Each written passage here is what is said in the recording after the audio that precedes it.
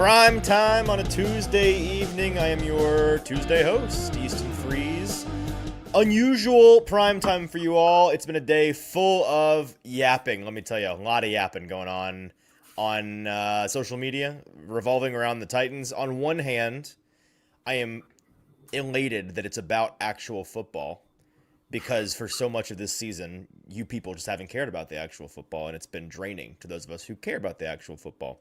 But on the other hand, it's been about one stupid play that we'll talk about a little bit. We'll also talk about whatever else you want to talk about in the comments. Jump in the comments, like the show on Facebook, YouTube, do all of those good things. Who am I here with? Well, I'm glad you asked. It's Mr. Iron City Films himself, Drew.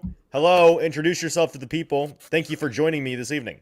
Yeah, thank you for having me, man. I'm Drew at Iron City Film on Twitter X. Maybe you guys have seen me there. Doing some film breakdowns over at paulkowarski.com these days, some Titans film breakdowns. Struggling to find some film to break down nowadays. But, well, at least one I try today every we'll week. break down. That's true, yeah. We won't show it on the thing because then YouTube will take the money because that's what YouTube does these days. But we will talk about it, and it's not hard to find if you want to just go to Twitter and just go to my feed, go to Drew's feed. Everyone has quote tweeted this clip at some point today. You will find it. We're going to talk about whatever. We're going to start with the Cam Ward to Mason Kinsey touchdown that was not. We'll talk about where the blame lies, any lessons we learned from that whole discourse today. We'll talk about Cam Ward, maybe get Drew's thoughts on Cam Ward overall this year. We'll debate whatever disagreements we may have there. We will debate over J.C. Latham. We will debate over Kevin Winston Jr. We will talk about anything that you all in the comments want us to talk about, and we'll find a way to fight over it. It's going to be a good time. I'm looking forward to the next 30 minutes with you all. And it is a great night to be in the comments because you guys can drive the show in whatever direction you would like to drive it in. So jump in those comments and please like the show on Facebook or on YouTube, wherever you're at. Send the link to a buddy. Say, hey, get in here. It's a primetime on Tuesday, and we've got some debate going on. Let me tell you about our wonderful and amazing sponsors at the top of the show before we dive into all of the Titans goodness. We're brought to you by Two Rivers Ford, the South's most trusted Ford dealer in Mount Juliet, Tennessee. They serve all of Nashville, all of Middle Tennessee. If you're searching for a trusted Ford dealership in the area, then Two Rivers has you covered. As the leading Ford dealership in Middle Tennessee, they pride themselves on offering an exceptional selection of new and used Ford vehicles with a particular focus on the ever-popular F-150 and F-250 Super Duty trucks. Their commitment to customer satisfaction and quality service sets them apart from other car dealerships in the area. They are the South's most trusted Ford dealer. Check them out, Two Rivers Ford. Also brought to you by TrueMav Fitness. TrueMav offers more than just your average workout. Signature programming is the name of the game at TrueMav. It's a challenging boot camp style class that offers high intensity training. Their classes are led by instructors who are consistently pushing your limits and inspiring you to be your best self, not only inside, but also outside the gym. Your first workout is free. Tell them A to Z Sports Primetime sent you. No workouts recycled or repeated at TrueMav Fitness. We're also brought to you by Simon Says Men's Clothers. They are destination shopping. You can't shop Simon Says online. You have to come in and experience it for yourself. Exclusivity is the name of the game with Simon Says. It's limited pieces, carefully chosen, and when they're gone, they're gone. It's a curated selection. Every item is handpicked for quality, design, and a touch of Nashville character. You'll get personal attention from their knowledgeable staff who is ready at all times to help you discover the perfect piece. It's an experience that is more than shopping. It's a store that feels like it was made for you. So hey, make the trip. Visit Simon Says Men's Clothers in Nashville today. And finally, our newest sponsor, T-Dot. Be part of the solution to end littering with the Tennessee Department of Transportation. Did you know that there are over 88 million pieces of litter on Tennessee's roadways right now? It's a big problem, but we can all be a part of the solution. TDOT spends over $23 million each year cleaning up litter, but they can't do it alone. You can help by making simple changes, like stop littering. If you're doing that, cut that out. Also, pick up litter when you see it, even if it's not yours, and join local cleanups. Every action counts. Tennessee needs all of us to step up. Be part of the solution today and help keep Tennessee beautiful. Visit NobodyTrashesTennessee.com to get involved and see how you can make a difference. All right, Drew. And it is a mark of honor in the A to Z chat to get roasted when you show up. I spent the first 6 months of my time on the A to Z Sports Morning Show just getting lambasted. And already, Jonathan, who's the high school student? So there you go. You're a high schooler today. Congratulations. We can start with this pass, which again, like I'm not even going to send the link in the chat. Just go to at Easton Freeze or at Iron City Films. Scroll until you see an end zone view, all 22 clip from, I believe Tic Tac Titan is the clip that everybody is quote tweeting, is his clip, right? And it is of Cam Ward nearly connecting with Mason Kinsey downfield on the first, I think it was the opening drive of the second half, right? I Yes? believe so. Yeah, Yeah, I think so. I think it's their opening drive of the second half. It's the drive that ended with them deciding to run the ball cowardly on third down and then not go for it on the fourth down and take the 6-point lead with a field goal. And that's a whole different conversation that we can get into if we want to. But it was nearly an explosive play to and I cannot overemphasize this, wide open Mason Kinsey, as open as you can possibly be in the NFL. He was screaming 15 yards wide open. And if he had caught it even not in stride, frankly, if he had caught it and not fallen down, he would have scored a touchdown. That's how close they were to a really easy pitch and catch. And now that the game is over, the Titans lost, and they didn't connect on that ball, I think this play in particular has become a point of discussion on a Tuesday of all days because we have worked our way narratively from all the Titans receivers are dead to Mason Kinsey is not an acceptable option in most people's eyes to this is the play that most frustrated people. He also had a drop that came later in the game that was, again, it's really, all of these are a Rorschach test for whether you want to cope for Cam Ward or not. It's really what it is. It's like defending his honor. If Mason Kinsey wasn't a limited receiver, he would have caught that ball that hit him in the hands. But by limited, I mean like physically limited. He's 5'10". If that was thrown to Chim DK, Chim probably catches the ball because he has the frame to make that catch. Also, it was not a good pass from Cam Ward. It was, if they're grading that pass in the quarterback room, they're not giving that better than like a C because you, as a quarterback, do have to know who you're throwing to, and you could have put it on his frame. You disagree? A little bit. I got to. All right. Well, here we go. By all means, jump in. And actually, I mean, the grading thing is another good point because I wrote about that a couple weeks ago after the Cardinals game. I think where like they talked about their grading scale early. I'd love to know what they actually gave this pass so that we could know. I think I need it in front of me to know the exact like parameters of what they give each grade. I think it would be a B for them because I think they call it like an A is like an elite ball, like it's like that chick past the end of the game would be an A. Mm-hmm. Versus like a B is just anything in the frame but not in stride, and then C is anything outside the frame, and then D is like an egregious miss, and like F is an interception. I think. So that's why I don't think that's on Mason Kinsey's frame. We're talking about Mason Kinsey's frame. I know, but I'm saying like Kinsey's frame, yes, but to get straight into the weeds of this whole thing, it's on Kinsey's outside shoulder. That's in his frame. He was throwing it to Kinsey's outside shoulder because I think he was expecting Kinsey to read the coverage bust and stay in the hole that was in that gigantic area on the right sideline. I agree. And so when he's leading that to the outside shoulder towards the sideline, which is a correct assumption from Cam Ward, I think that is within Kinsey's frame. The reason it looked like it wasn't is because Kinsey was running the route like it was drawn up in the playbook, and the double move was led to the inside shoulder. So Kinsey was looking there. Now, 5'10" Mason Kinsey is not going to make that spinning grab, but with what should have happened, it should have been within his frame. So I think if they're in the film and breaking that down, I think that's a B. Well, I'm going to do some digging this week and see if I can find out what the actual grade was. But you mentioned him running it the way it's in the playbook, which I think is an interesting way for us to transition to the actual play everyone's discussed today, which has revolved around what the playbook actually says, the playbook that we don't have, we're all speculating on. And it got the attention of pretty much everybody in Titans land. It got the attention of Kurt Warner. It got the attention of people behind the scenes. It got the attention of the offensive coordinator of the team today when he was asked about it, and he gave an answer that I think was pretty, I think it was the standard accurate telling of what happened here. Everyone, again, it's a Rorschach test for Cam Ward defense. Everyone wants to say that Cam Ward was right and Mason Kinsey was wrong. And that is just so far from the complex truth of the matter here. I have my opinion on the three things that it actually boils down to. But before I get your opinion, if folks haven't seen it, again, go watch the clip. Basically what happens, the facts on the ground are, it is a concept known by a handful of names, but Big Sail is one of those names. And the wheel or the whatever you want to call the route that Mason Kinsey runs from the slot goes upfield 10, 12 yards, cuts to the boundary, and then cuts back upfield.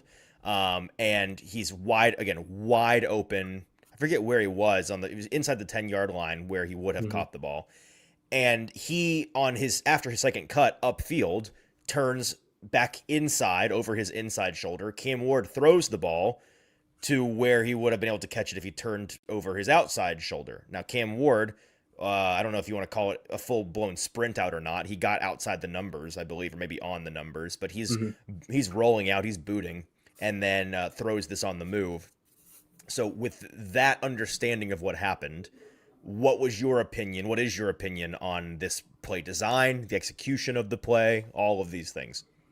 Yeah. I mean, so again, this is another, it's like Justin Graver posted a great clip last night that kind of spread around Twitter too about how kind of the nuance has disappeared when we talk about anything Cam Ward related, because everybody is just on one complete end of the spectrum. Whether he's a bust or he's, the greatest thing ever. By the way, this is a classic Titans, like echo chamber Titans fans. Yes. The first thing that's ever happened to them. If you know anything about the Bears recently, or the Vikings recently, or the insert any team that got a first round quarterback basically, and he wasn't immediately awesome. I can even remember back to like early season CJ Stroud that rookie year, which we all now believe to be one of the best ever. Was not lighting. I mean, remember his first preseason game? We were all like, this guy stinks. He can't play. Yep. So this is a thing that happens for every single fan base. You should have seen it coming. Yes. This play, it kind of boils down to a couple of things for me. I truly believe like neither one of these players deserves the actual, like, I don't think you can blame either one of these players because I don't think either one of them technically did anything wrong. There are a couple things that that Mason Kinsey should do better.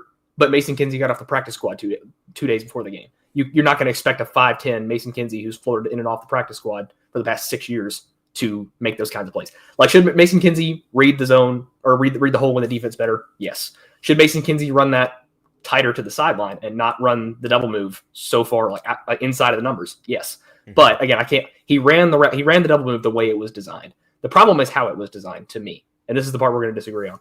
Okay. We talked about this briefly earlier, where I think. And you posted a couple of clips too that also kind of began to spread around where it was the same concept from a couple of different teams that ran it because it's a very common concept, like you said. But the issue is when you have a double move designed to throw to the inside shoulder, which is clearly how it's designed.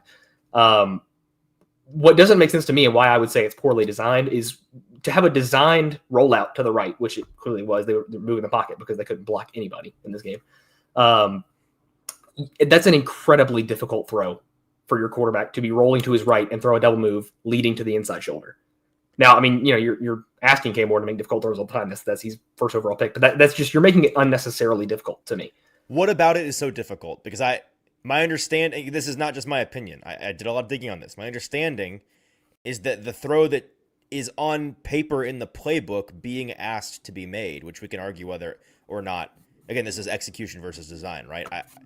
I think that, it sounds like we agree Kinsey did not get wide enough. No. And I think in terms of execution, Cam got wider than is designed. And part of that is because the edge wasn't being contained very well by, somebody on the offensive line. And so I don't, because this is what Kurt Warner brought up, is that the way that it ended up happening for the Titans, not only was the pressure an impact on the timing of the release of the throw, and so there was some anticipation there, but it also ended up where he's being asked to throw an inside shoulder ball outside of the receiver. So basically like over the shoulder to the inside shoulder, which is that if that's how it's designed, yes, of course it's bad design. I don't think that's how it's designed. I think Cam got too wide and Mason did not get wide enough. And if in those clips that I put on Twitter, if you are inside the receiver and you have time in the pocket to roll appropriately and then set your feet, I don't think that's actually that hard of a throw. I think it's a standard NFL difficulty level throw. So, again, I'm going to say, to me, the two clips, I kind of have to disregard the Stafford and Dart clips because it's a completely different play when you're standing in the pocket. The forced rollout, to me, I love the route concept. That's not my problem at all. I think the route concept is great, and there's a reason it's widely used across the NFL. My problem is combining that with the forced rollout. And like maybe yes, Ward is supposed to be tighter and Kinsey's supposed to be wider towards the sideline. But either way, like when you draw that up, you're inviting a crossbody off platform throw, and that's just never something you want to die. I don't want to ever just like design a play that is planned to have a crossbody off platform throw. To me, it's either if you stay in the pocket, it's fine to throw that double move to the inside shoulder because it's a clear lane. You're not asking the QB to do anything out of the ordinary. And it's also fine to throw the sideline, but you have to keep that boot out. You got to throw. It's got to be linear. You know what I'm saying? Like I hear what you're saying. Again, I think there's a difference between inviting a throw that has poor mechanics and designing for, like, obviously it's not designed for a poor mechanics throw because that's not, I don't think that's, I mean, the way that Lamar runs it in the initial clip that I posted, where he does not get nearly as wide, he does have time to set his feet. Because a lot of people asking are like, so why roll out in the first place? Well, first of all, it's kind of funny. We've all been asking for Cam to be put on the move more often. Like, he's been good on the move. It also, against an elite pass rush, is a way for you to not let them tee off on a spot. And so I think a fair argument to be made is, well, if you stay in the pocket the way that Stafford did in that clip, the route never develops because he's just getting killed, which is probably the case against the Texans. Yes, definitely. So here's the like we're saying it's this undue burden, and even if he's in phase where we believe the design is supposed to be with him inside the receiver and the receiver further to the boundary, it's a really hard pass. And yet he got outside the receiver, was not on a platform, and still came close to completing the ball. In fact, I think if he put any amount of touch on the ball, it would have been a completion because the receiver's so wide open. So that's where this boils down to for me is I don't blame either player necessarily because I think I understand why they both did what they did. And I do think that on Cam's end in particular, he's kind of throwing to a spot because he's having to release the ball a tick early because of the pressure, and he's just anticipating Mason getting wider. I think Mason cut it up field a step or two early because he saw how wide open the coverage bust was and probably knew Cam Ward was running out of time back there and just wanted to get into the empty space. But it's ultimately like if Mason runs it tighter to the sideline like he's probably supposed to, or Cam Ward simply feathers a ball out there with some touch to give his guy a chance to catch it, then it's probably a completion and a touchdown. And that's where we can get off because people are probably, their heads are probably spinning us talking about this without actually looking at it. There's some fundamental things here that matter more to me. And chief amongst them is this idea that Cam Ward is only throwing missiles downfield. Like I've not charted every single deep pass of his, but he's not. First of all, he came out of college. People will get so mad at you when you say this, but it's just true. He's never been a great deep ball passer. That wasn't ever his profile. It was like this guy throws an awesome catchable deep ball. It's not that he can't become that in the NFL, and it's also extremely common for any rookie to have touch issues in general. Right? We see this all the time, so it's not even that weird of a thing. But a lot of his downfield passes this year have had way too much sauce on them. And something that I want people to understand about football at any level, but especially the NFL, deep completions are as much a receiver stat as they are a quarterback stat. Like, the best deep ball passers in league history, if you look into who they were completing their deep balls to, they tend to be playing with teammates who are some of the best deep ball receivers in history because they can adjust to the ball. They're good at tracking the ball. They're good at high pointing the ball and flashing their hands at the right time. And they do all these things to make their quarterback right because these are low percentage plays in general. And accuracy at that depth is relative no matter how laser accurate you are. And so the best deep ball throwers give their guy a chance to pull their half of the weight on the deep ball completion. And Cam Ward just isn't doing that right now. And it's frustrating me. Yeah, absolutely. I mean, I think that anybody who was expecting Cam to come out of, come in as a rookie, watching him at Miami last year, expect him to be this pinpoint, elite accuracy downfield thrower, just didn't really watch in Miami. Because Cam Ward is doing a lot of awesome stuff right now. I'm probably higher than most people on Cam Ward right now.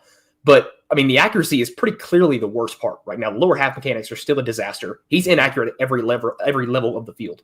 So I mean, deep accuracy is certainly struggling. But I mean, there's hell on the first drive you saw him, dirt ball a speed out to DK. I mean, it's every level of the field he's struggling with accuracy. I actually think he's oddly enough, I think he's the best at like that 20 to 15 yard middle of the field, typically that most QBs struggle with. I think he's probably best there. When he it's just in hit phase the easy and stuff you can or the set really and hard launch. stuff.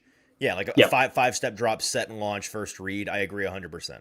Like a 15-yard dig, Cam is never missing that. Mm-hmm. Like for what, like he's nails there. But like short throws outside the numbers, deep throws, he's just really, really got a long way to go there. And it's purely because of the lower half mechanics. He just has not fixed them yet. All right, what else we want to talk about? So, any other thoughts on Cam Ward? You said you're generally higher on him. I know that the supporting cast is leaving a lot to be desired right now. That's one of the other things about that play that we discussed that this week in particular, I'm kind of trying to bully the Titans into doing is, and this is probably like wishful thinking a little bit, but that's the kind of play that I have more faith in Xavier Restrepo being on the same page with Cam than I do Mason Kinsey. Like, I'd rather forego the slightly higher ceiling and more versatility that Mason Kinsey offers for the guy that I know has 5,000 reps with Cam Ward and might be able to just be on the same page with him and not just be relying on what they know the playbook to be. You know what I mean? Yeah. Can you imagine telling yourself preseason that on a Tuesday night you'd be saying the words high ceiling and Mason Kinsey in the same sentence? Yeah, no, it's ridiculous. They elevated Prochet from the practice squad to the active roster today in tandem with moving Calvin Ridley to the IR. They signed 2 veterans to the practice squad at receiver, so there's now actual competition for Mason Kinsey and who's the other guy? Hal Presley is in there as well. Don't forget Hal. I couldn't say the first thing about Hal Presley. In a lineup, I have no shot of pointing him out, and I see him every day, technically. Sorry, Hal. What does your gut tell you right now? Do we see Restrepo in a uniform wearing pads on the sideline this weekend? I don't know. I mean, he was dropping some nuggets on his Twitch stream earlier, Fortnite stream. I don't know if you saw that. Oh, what? I did not. No, what was he saying? He was talking about what the Titans had him doing in practice this week. We just love dropping news on Fortnite streams here in Nashville. I don't want to. By the way, I like this. I know. Graver posted the clip. I don't remember the exact wording. He was just talking about how he's going to go off. In a group okay, chat. There you go. Xavier Restrepo said on TikTok live stream that he's all over the Titans practice script this week. I'm going to go crazy this week in practice. They got me rotating it outside, inside, all that. Which nobody's playing Xavier Restrepo on the boundary. He needs to, sounds like Nick Holtz is. So okay, there you go. Yeah, let's line up Devin Witherspoon on Xavier Restrepo on the boundary. Very interesting.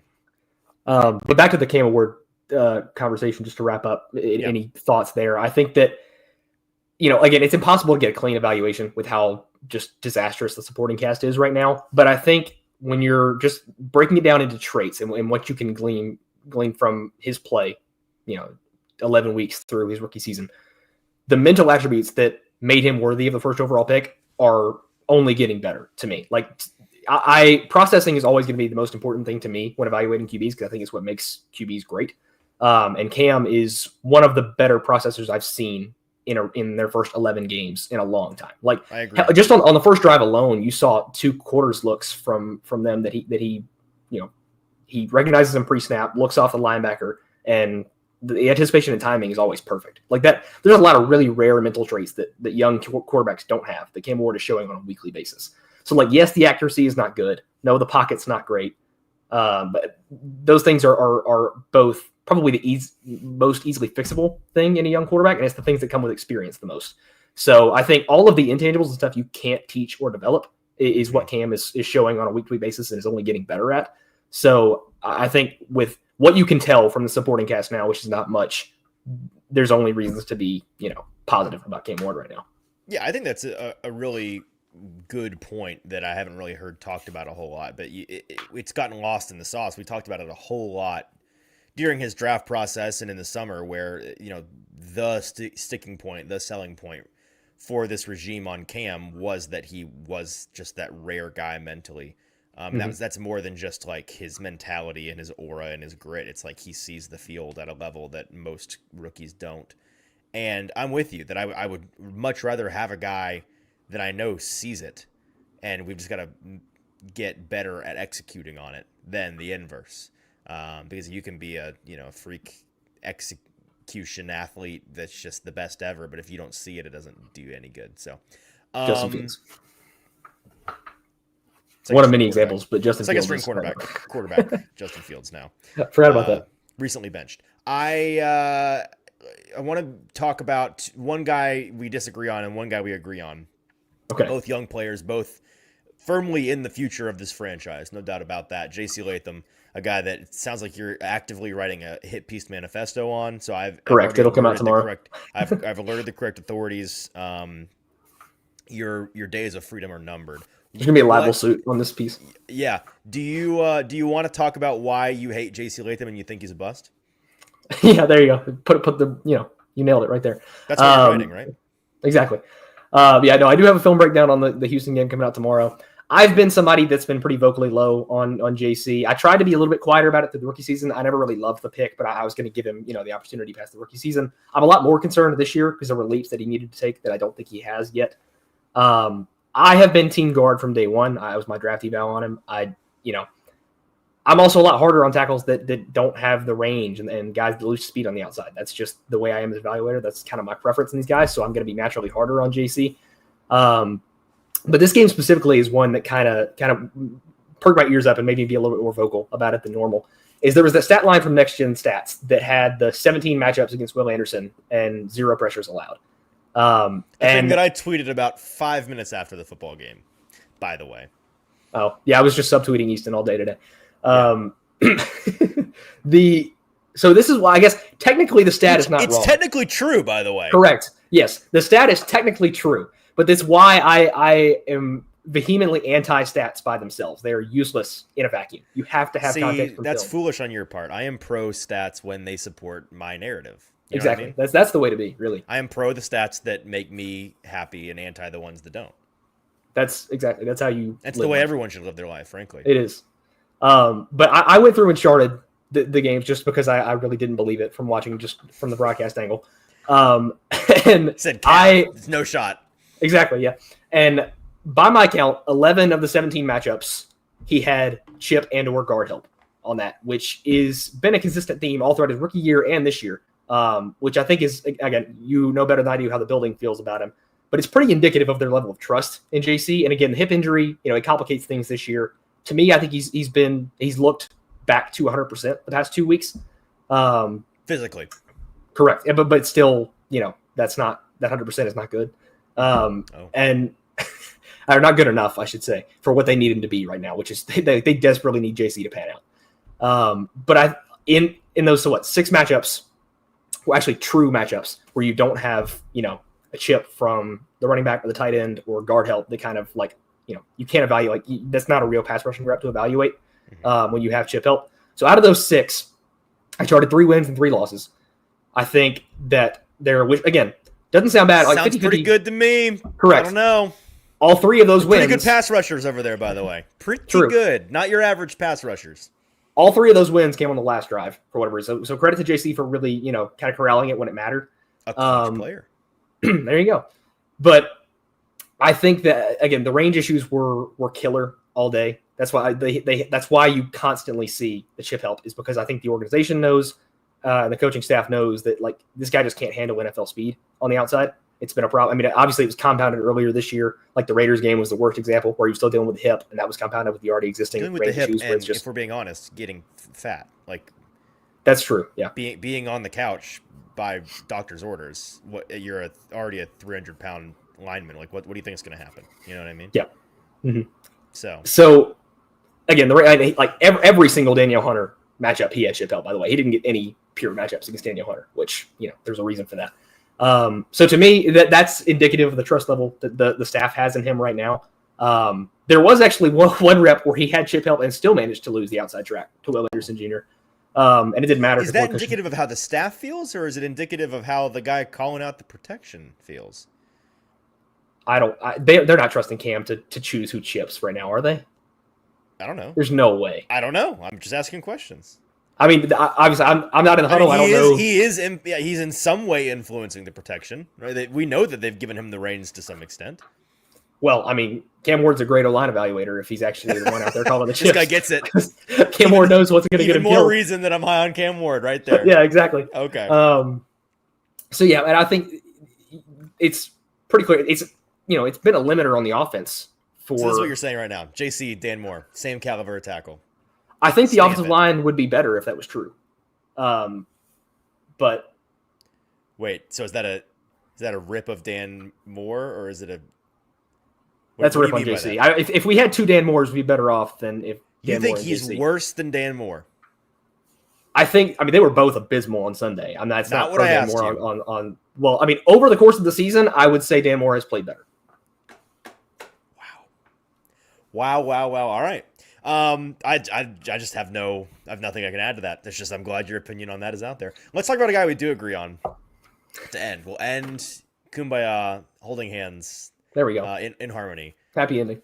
How about a little Kevin Winston Jr. talk? And I saw, who was it in the comments? Daniel Krivian says, when are we going to talk about the rise of Kevin Winston and Marcus Harris? I'll be honest, I don't have any big Marcus Harris takes besides the fact that from what I have watched of him, he doesn't look to be a complete and total liability out there.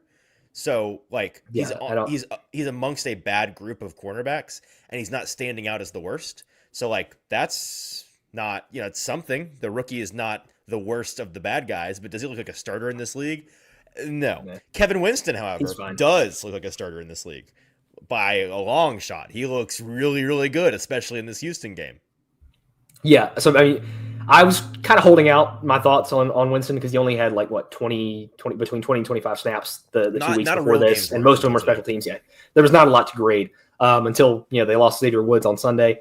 He came in and played that role next to Amani Hooker. And, I mean, he killed it. For a guy that's coming back, has not played all year as a rookie, coming off a major knee injury, it's about the best that you can ask for. Against a good group of receivers. Like, you can very good. It being a backup quarterback and all that, but it's a group that's hard to cover. Also, like, Davis Mills played really good. Like, that was not a bad game for Davis Mills. He's the ideal overall. Backup quarterback. Yeah, that guy's not great bad at all. No. Like there was no time I was watching that film and thought, wow, this guy is clearly a backup. Like he's solid. Yeah. But I think there were some reps, particularly in the first half. I thought he played a lot better in the second half than he did in the first half. Just getting his feet back under him. In man coverage, especially, he had one rep where he got bodied by Dalton Schultz. Because I think he's used to being that kind of imposing force in man coverage in college, and he tried that on Dalton Schultz and got blown 3 yards backwards. Yeah, some of these guys are a little thicker than you, man. Yeah. But still, like, I think you could play Kevin Winston right now at linebacker in an NFL defense, and he would still be like a quality starter. I mean, the run fits this guy has is unbelievable. The mental, aspects of his game, like probably the quickest trigger of any safety that I've watched in a long time. He's back there pre-snap, just like itching, ready to jump, like he's tweaking, ready to just jump into the A gap. So he's halfway down into the second level before Cody Barton's out of his stance. Most run plays, and and he's just itching to come hit somebody, and it's just a car crash in the seat every time he comes down. Here, and Cody Barton's still on his heels. Yep. Which I took a dig at Barton there, but all fairness to him, he was also awesome on Sunday. Both that linebacker duo played incredible. But yeah, he had probably 6 or 7 that I started that were awesome run stops just in the second half of that Houston game. He had one play where he was up against Xavier Hutchinson in man coverage, 1-on-1, and had a really solid rep. So I mean, you see this guy like that being his first game back, in his rookie season, first ever full NFL game in a real, like role. This guy's gonna be a rock star for a long time in the league. How many more games? All right, JT. How many more games like he had on Sunday do you need to see before you declare Kevin Winston the best safety on this roster? One. I mean, he does it again this weekend. He's already the best. Which, that speaks more to Amani Hooker's fall off this year than it does Kevin Winston. But it's also Kevin Winston's awesome. Like this guy the Titans have not had a tight end eraser since Dane Cruikshank, and even that's a little bit of a stretch. So Amani was doing it there when he first came on board. Yeah, but Amani was never quite physical enough. He was always kind of that more playing the role typical free safety range. This guy, he is Denard Wilson has had one of the worst years of anybody on planet Earth this year. But which you've talked about multiple times. But this is the gift to Denard Wilson. Like, he's got to be overjoyed to have Kevin Winston in this defense. He is a Swiss Army knife in coverage. Like, he is. You want him on tight end? Erased. You want him hook up and play press man coverage in the slot on a receiver and be totally fine. You want him, in the box, blitz him off in the edge. B gap. Yeah, I mean, he's got like 4 pressures in the 70 snaps he's played all season. Like, this guy's awesome as a blitzer. There's nothing in the defense that I would not feel comfortable with Kevin Winston doing. He's good at everything. So I think that this guy's gonna be a weapon for a long time. To Daniel Caribbean's point, Xavier Woods signed a 2-year contract. Indeed. So they have. Wait, I think so, right? Isn't he? I think it was 2. Yeah.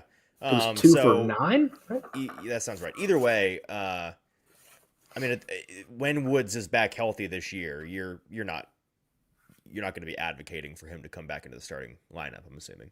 No, not at all. If anything, I'd rather Hooker and Woods split snaps while you give Winston the full-time load. Like, that guy's incredible. All right.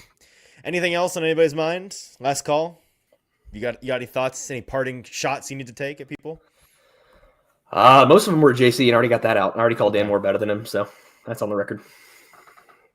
That is on the record, whether you like it or not. That is out there, and you're the first person I've ever heard say that. So that's crazy. We'll see how it maybe. I mean, not by a big margin, but right. Sometimes you're insane, and sometimes you're just a misunderstood genius. Maybe in the future we will all come around to see things your way, or we'll bully you when you're super wrong in the near future. We'll find out.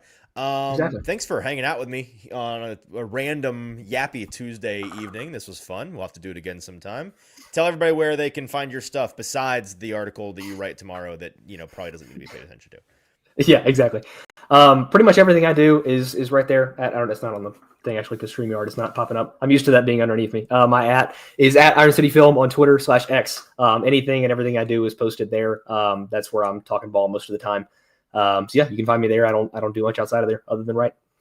All right, check them out. Thanks for hanging out. As PBFT.J says, excuse me, you guys are missing Dancing with the Stars. We are, so that's where we have to go. We have to go catch up on Dancing with the Stars. It's very important. I got a DVR. Hope everyone has a great rest of your Tuesday night. It'll be Austin and JT on the morning show tomorrow, and the Buck Rising back on primetime tomorrow. Until then, for Drew, I'm Easton. Have a great rest of your night.